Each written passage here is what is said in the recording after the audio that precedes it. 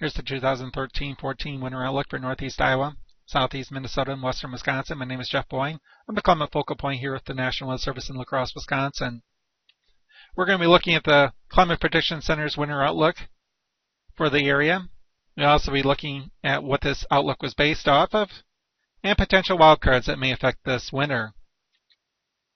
The Climate Prediction Center's winter outlook for 2013-14 calls for equal chances of above, near, and below normal temperatures and precipitation across Minnesota, Wisconsin, and Iowa. This outlook was based looking at the equatorial Pacific, ranging from 170 degrees east longitude to 120 degrees west longitude, and then looking 10 degrees on either side of the equator. When there's warmer than normal water temperatures in this region, it's called an El Nino. When there's colder than normal water temperatures in this region, it's called a La Nina. And in this case, we've got water temperatures which are near normal, as indicated by white. And this is called either a neutral winter or a La Nada. Looking at the 19 La Nada winters that have occurred since 1950, there's an equal spread between a below and above normal in these areas. 6 of the last 10 winters have been warmer than normal. As a result, it's no surprise that the Climate Prediction Center, with very little signal, decided to go equal chances for temperatures.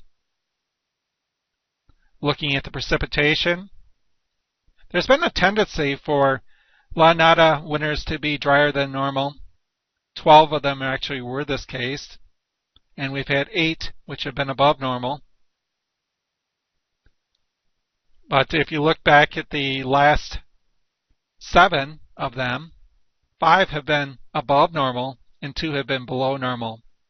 And in addition, 8 of the last 9 winters have been wetter than normal. The last drier than normal winter occurred back in the winter of 2005-06.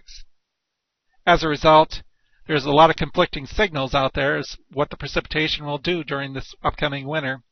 As a result, the Climate Prediction Center went with equal chances. One thing that we do not look at for seasonal snow, it's not forecasted by the Climate Prediction Center because of the complexity of when the precipitation falls across the region and what form it falls. But looking at the seasonal snowfall, which runs from July 1st to June 30th, we see a wide spread that occurred during the La Nada winters, ranging from 7.7 inches in 1967-68 to a high of 78.7 inches back in the winter of 1961-62. As a result, we've got a wide spread occurring, and in addition, there was 11 below normal and 9 above normal. And 6 of the last 10 snow seasons have been snowier than normal. As a result, there's really no signal here as far as to base the winter forecast off of. Now we'll look at the potential wildcards that could affect this upcoming winter. First of all, we'll look at the Arctic Oscillation. When the Arctic Oscillation is in its positive phase, low pressure is centered near the pole with high pressure in the mid-latitudes. This results in the Arctic air being confined to the polar regions and very little intrusions into the mid-latitudes. As a result, the mid-latitudes stay warmer than normal in this phase. When this Arctic Oscillation goes into its cold phase, which high pressure is located near the poles and low pressure is located in the mid-latitudes, we tend to see more meridional flow, which is north to south and south to north flow. And this allows Arctic intrusions to invade the mid-latitudes. There is no sign exactly where these will occur, but there's when we do see it go negative, we expect that somewhere in the globe, in the mid-latitudes of the northern hemisphere, we'll see below normal temperatures. And these can last anywhere from just a week to maybe 3 weeks. Another wild card for this upcoming winter is the North Atlantic Oscillation. Very similar to what you would see during the Arctic Oscillation. During its positive phase, low pressure is located near Iceland, and high pressure is located near the Azores over the Atlantic. In its negative phase, the reverse occurs with high pressure near Iceland and low pressure near the Azores. Looking at the temperatures during these phases, when it's in positive phase, warmer than normal temperatures are seen across the eastern half of the country. Meanwhile, in its negative phase, colder than normal temperatures are located in the same region. Another wild card is called the Madden-Julian Oscillation. This is an area of thunderstorms which circle the globe. They can circle the globe anywhere from 30 days to about 60 days. This enhanced thunderstorm activity usually starts somewhere near the Indian Ocean, migrates to Indonesia, and then into the Western Pacific, going across South America, the Atlantic, and then back to Africa. These are called phases as it migrates across the world, and the phases are based on where this enhanced thunderstorm activity is located at the time. This greatly affects the temperatures across the United States. Depending on the speed of this is how long these effects tend to occur. When the Madden-Julian Oscillation or the enhanced thunderstorm activity is located across Africa or the Indian Ocean, we tend to see colder than normal temperatures across much of the eastern parts of the United States. Meanwhile, when the enhanced thunderstorm activity moves into Indonesia and the Pacific, much of the eastern part of the United States is warmer than normal. Precipitation tracks, especially when the thunderstorm activity is over Indonesia and the Western Pacific, we see an enhanced storm track which runs from Texas up into the Great Lakes during these time periods, and this can bring precipitation up into the region.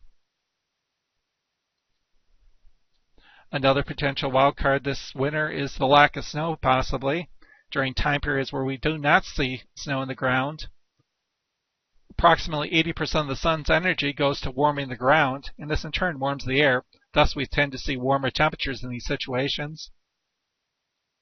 Meanwhile, when there's a blanket of snow in the ground, a majority of the sun's energy either goes to melting the snow or it's reflected back into space. As a result, we tend to see colder temperatures during these scenarios. Looking at the January, the lack of snow or no snow is indicated by the red line. Meanwhile, when there was snow on the ground, the temperatures are indicated by the pink triangles. You can see easily that when there was no snow on the ground, the temperatures were much warmer throughout the entire month of January. Looking at the low temperatures, we see a similar thing occur, where when there was no snow on the ground, temperatures averaged much warmer than times when there was snow on the ground. For the La Crosse area, when there was no snow on the ground, there was a difference of 10 degrees between when there was snow on the ground and when there was no snow at all. And that's dealing with the high temperatures. The low temperatures were averaging about 12 degrees warmer in the same situation. Looking at the winter storm tracks that we can expect for the upcoming winter, the primary one, and this is associated with what we would expect during a neutral winter, is running from Canada and then dives southward towards the region and then towards the east coast and then turns back to the north.